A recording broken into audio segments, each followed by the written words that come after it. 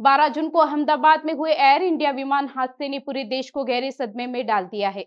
242 यात्रियों को लेकर उड़ान भरने वाले विमान में आग लगने के बाद क्रैश हो गया था, जिसमें विमान में सवार 241 लोगों की दर्दनाक मौत हो गई। हादसे में केवल एक यात्री रमेश कुमार विश्वास ही जिंदा बचे, जिनका इलाज फिलहाल अहमदाबाद के सिविल अस्पताल में चल रहा है। वहीं इस मामले को लेकर विपक्ष ने केंद्र सरकार पर भी निशाना साधा है। घायल रमेश से प्रधानमंत्री नरेंद्र मोदी और गृह मंत्री अमित शाह ने अस्पताल पहुंचकर मुलाकात की। अमित शाह ने हादसे को लेकर चिंता जताई और बताया कि गुजरात सरकार ने तुरंत आपातकालीन इकाइयों को अलर्ट कर राहत कार्य शुरू किया। सभी मृतकों के परिजनों को सूचना दी जा चुकी है और डीएनए टेस्ट के बाद शव सौंपे जा रहे हैं। हादसे में कई विदेशी नागरिकों की भी जान गई है, उनके परिजनों को भी सूचना दे दी गई है। इस विमान में कुल मिलाकर 230 यात्री देश के और विदेश के और 12 क्रू मेंबर सवार थे। इसमें से एक यात्री का बचने का अच्छा समाचार मिला है, मैं उनको मिलकर आया हूं।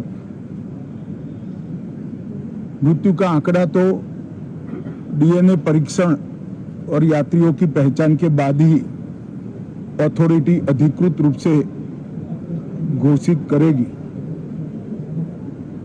मगर जो यात्री बचा है उसको मैं मिलकर आया हूं। घटना के तुरंत बाद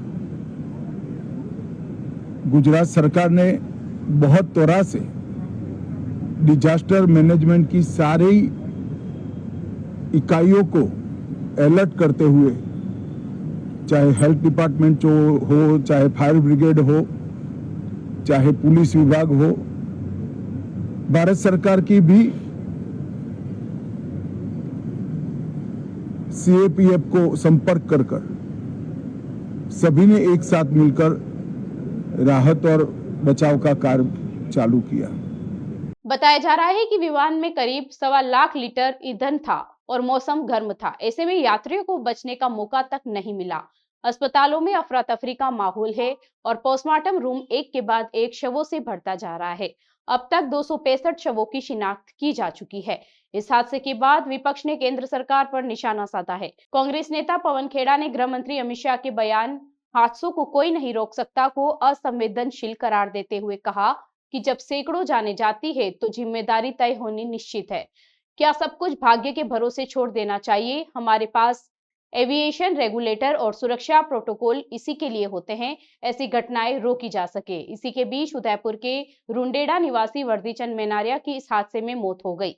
वे अपनी पोती के जन्म के लिए अहमदाबाद आए थे और 20 जून को वापस लौटने वाले थे, लेकिन नियति को कुछ और ही मंजूर था। हादसे के बाद कुछ घंटों बाद ही उनकी पोती का जन्म हुआ। शुक्रवार को एयर इंडिया की एक और फ्लाइट AI-379 को थाईलैंड के फुकेट एयरपोर्ट पर बम की सूचना के बाद इमरजेंसी लैंडिंग करनी पड़ी। विमान में 156 लोग सवार थे। जांच जारी है और पूरे देश में विमान सुरक्षा को लेकर चिंता गहराती जा रही है। Sir Padampath Singhania University, an initiative of JK Cement Limited. Join BTech, B Design, BCA, BBA, BBA LLB, MTech, MBA and PhD program.